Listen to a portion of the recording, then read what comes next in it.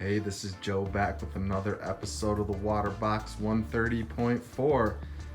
I just wanted to give you a little tank update. Everything's doing well. I'm battling some diatoms still. It's been about 2 weeks. But my coral beauty, he just loves picking at the rocks. He has not touched any corals. But I have my hammer coral. I have a golden frog spawn, a couple of mushrooms in there, some galaxia. My two firefish are out in front. The two clowns, three chromis. There's the royal grama to your left with his little orange tail. But the Nero 5s are awesome. I have one running on random and then one running on a pulse to create like a gyro effect. So, I'm only running them at about 35% during the day, and then at night it drops all the way down to 15%. And, everything's doing really, really well in the tank. My diatoms are slowly going away. I'm running some Dr. Tim's pearls in there, some Fosban, and I did just check all of my levels. So, my phosphates are at 0.113, which, that's an upper limit. I'd rather be at a 0.05 on my phosphate. My calcium, it's a little high. I checked it with the Hannah checker today and did it with the deionized water. I'm getting 470 for my calcium. But I have 0 ammonia, 0 nitrite, and then the only other kind of issue is my nitrates. They're hovering at about 10 parts per million right now. So, I still have some work to do, but it seems like everything's happy in there. They're swimming around during the day. My firefish kind of hide at night. I did have a couple of issues with my royal grama in these two, but it subsided. One of the firefish's tails were nipped at.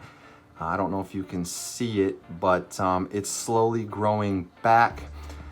And I do want to kind of go over, I was a huge fan of quarantining my fish. And when I added the firefish, my nitrite levels in my quarantine were just out of this world. I think the cupramine killed everything, all the beneficial bacteria in there.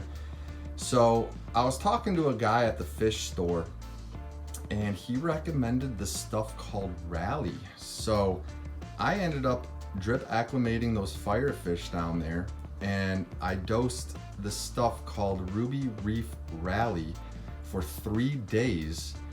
And he swears by this stuff. So those are the only 2 fish in there that I did not quarantine, and they're doing absolutely fine. I will tell you that it claims to be reef safe. I lost the xenia. The pulsing xenia ended up dying from that rally, but all the other coral frags I have in there are doing really, really well. I feed those corals about twice a week with some reefroids and some rods food. And I've been kind of switching up the fish's diet, every day. I bought a multi-pack frozen food thing that has, brine shrimp, mysis shrimp, plankton, and all this other stuff. There's 4 different cubes. But they seem to be doing really, really well. My skimmer just constantly, I have to empty this every 2 days, constantly fills up with some skim mate. Sometimes it's dark, sometimes it's a little lighter. It's on the little lighter side right now. But that's the level of my sump. I did put some labels on here. So one of the cool things about putting a label on here is when you do a water change, when I shut everything down, the water level raises to this right here. And when it's going, it's at this line right here. So if I were to ever lose power, this sump will not overflow. And that's kind of what I wanted to do. I have not lost any power yet, but I am prepared for it. I do have some battery operated pumps that I purchased off of Amazon. I think they're called like the Marina pump, but there's the manifold I made, you know, my ATO, that's the XP Aqua. There is my Neros, you know, like I said, one's on a pulse mode, one's on a random mode. And you know, the heater, I got that Phoenix 500 titanium, it's running really well. I have the Reef Octopus Varios 8, and yeah, I just wanted to give you a little update. I'm gonna go to my local fish store today. It's called CTE Aquatics in Timonium, Maryland. And I'm gonna see about some more corals. I might pick up a couple of extra fish. I really don't know what I want. I'm deciding against the tang, just because, you know, I just don't want to deal with, I know they're very, very I can't even say it, susceptible to ick. But yeah, so we'll see. I'm thinking about going with a couple of Anthias, Bartlett Anthias fish, and then I think I'll just stop from there. But I do have a fire shrimp in there as well, and a cleaner shrimp.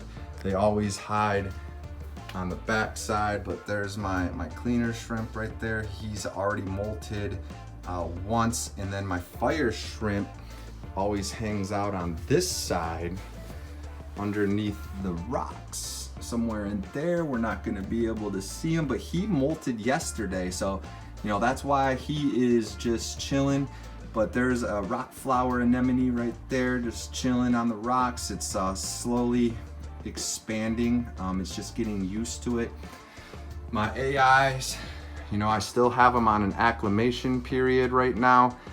They end sometime in the middle of the month. And this is the lid that I made.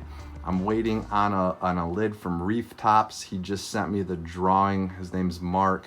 So I can't wait for that, but this is just a temporary lid. I couldn't get the netting proper on here. So it's very, very wavy and just kind of there, but it's doing the job just in case, you know, someone wants to try to jump out of this thing. But there she is. I hope you like it, and talk to you all later. Please subscribe.